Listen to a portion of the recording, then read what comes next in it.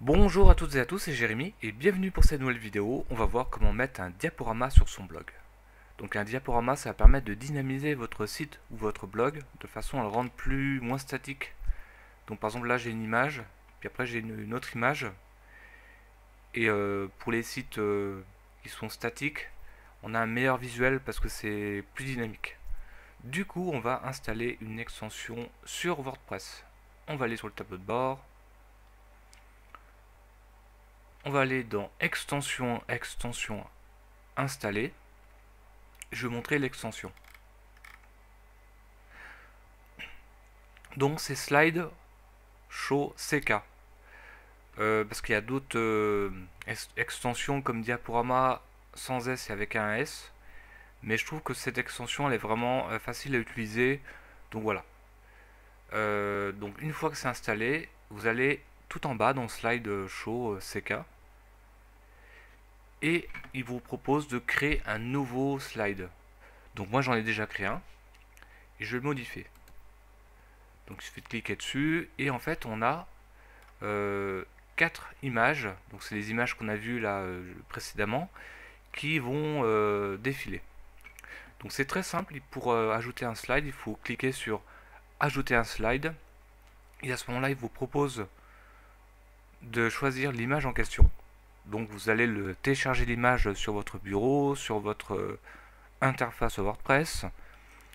Et après, on n'a plus qu'à enregistrer pour faire défiler les images.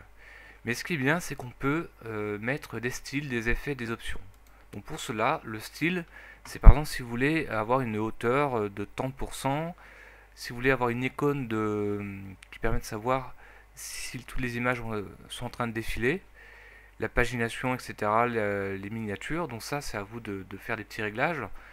Et après, on va mettre d'autres petits réglages pour, voilà, pour avoir une police plus ou moins prononcée.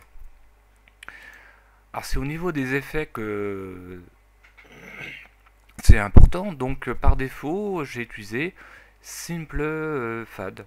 Voilà, donc c'est pour avoir quelque chose de très simple. Animation de la légende, bah, vous avez plusieurs réglages. Ensuite, c'est la durée du slide. Moi j'ai mis donc 3000 millisecondes, donc 3 secondes. Vous pouvez mettre 10 secondes, 1 seconde. Et après, on a la durée de transition. Donc, moi j'ai mis 300 millisecondes, donc un peu moins d'une seconde. Après, ajuster les images, oui. Ça permet d'avoir une image qui est bien cadrée. Lecture automatique, après, à vous de choisir.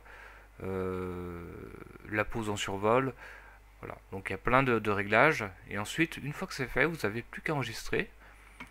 Et vous aurez voilà, votre slide. Une fois que c'est fait, je vais revenir sur l'extension. Une fois que c'est fait, vous avez un shortcode qui est là.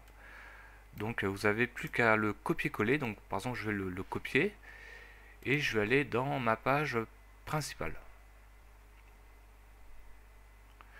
Donc vous allez sur votre texte et vous allez insérer votre code. Donc le shortcode, c'est ce qui va permettre d'animer votre diaporama, tout simplement. Donc c'est un tout petit code qui s'insère où vous voulez. Une fois que vous l'avez inséré, et bien l'affichage va se faire automatiquement. Donc voilà, pour remettre un diaporama, c'est très simple. Donc il y a plusieurs extensions possibles, mais moi j'utilise Slide OCK qui est très simple. Et bon, l'avantage c'est qu'il est compatible avec la dernière version de WordPress. Il y a d'autres extensions mais qui sont un peu plus anciennes. Alors des fois c'est pas forcément compatible, donc à vous de vérifier ça. Donc voilà, bah écoutez, merci pour avoir suivi cette vidéo. Je vous dis à très bientôt.